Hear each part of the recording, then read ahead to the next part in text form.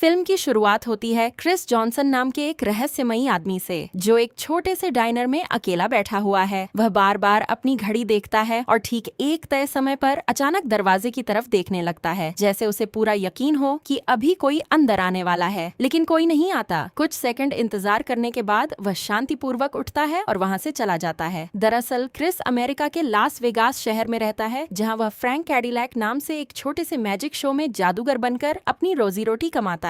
लेकिन उसके शो में आने वाले लोग ज्यादा प्रभावित नहीं होते। सभी खुद को साबित करने के लिए वह दर्शकों में बैठी एक लड़की को स्टेज पर बुलाता है। क्रिस मुस्कुराते हुए कहता है कि कुछ ही सेकंड में उसके गले का नेकलेस टूटकर सीधे उसके ड्रिंक में गिर जाएगा। लड़की को उसकी बात मजाक लगती है, लेकिन जैसे ही क्रिस गिनती पूरी करता है, ठीक वैसा ही होता है। नेकलेस टूटकर ग्लास में गिर जाता है। पूरा हॉल तालियों से गूंज उठता है और सभी इसे एक शानदार जादुई ट्रिक समझते हैं। लेकिन दर्शकों में बैठे दो लोग इस करतब को किसी और ही नजर से देख रहे होते हैं। ये दोनों FBI एजेंट हैं, जिन्हें शक है कि क्रिस कोई साधारण जादूगर नहीं है। असलियत तो इससे भी कहीं ज्यादा है। क्रिस के पास एक ऐसी शक्ति है जो दुनिया में किसी और के पास नहीं। वह अपने भविष्य को देख सकता है, लेकिन सिर्फ 2 मिनट आगे तक, यानी अगले 2 मिनट में उसके साथ क्या होने वाला है वह पहले से जान जाता है। मैजिक शो से ज्यादा कमाई नहीं होती, इसलिए खाली समय में वह कैसीनो जाकर जुआ खेलता है, लेकिन वह कभी बड़ी रकम नहीं जीतता। हमेशा छोटे छोटे दांव लगाता है और उतनी ही रकम जीतता है कि किसी को शक न हो। उसे पता है कि अगर वह बार बार जैकपॉट जीतने लगेगा तो लोग उसके पीछे पड़ जाएंगे। लेकिन इतना सावधान रहने के बावजूद कैसीनो की सिक्योरिटी टीम उसकी हर हरकत पर नजर रख रही होती है। सिक्योरिटी हेड रॉय बॉल और उसका साथी डेविस CCTV कैमरों के जरिए लगातार क्रिस को देख रहे हैं। उन्हें समझ नहीं आ रहा कि आखिर यह आदमी हर बार सही फैसला कैसे ले लेता है। एक सिक्योरिटी गार्ड कहता है, ये कार्ड गिन नहीं रहा, फिर इसे पहले से कैसे पता चल जाता है कि क्या आने वाला है। दूसरा जवाब देता है, अगर इसके पास इतना जबरदस्त सिस्टम है तो ये लाखों डॉलर क्यों नहीं जीतता। उसी समय क्रिस अचानक कैमरे की तरफ देखता है, बिल्कुल ऐसे जैसे उसे पता हो कि कोई उसे देख रहा है। सिक्योरिटी टीम हैरान रह जाती है। रॉय तुरंत अपने आदमियों को आदेश देता है, उसे अभी पकड़कर मेरे सामने लाओ। लेकिन क्रिस तो यह भी पहले ही देख चुका होता है। वह आराम से गेम छोड़ता है और अपने चिप्स कैश कराने के लिए कैशियर की तरफ बढ़ जाता है। तभी उसकी शक्ति सक्रिय होती है।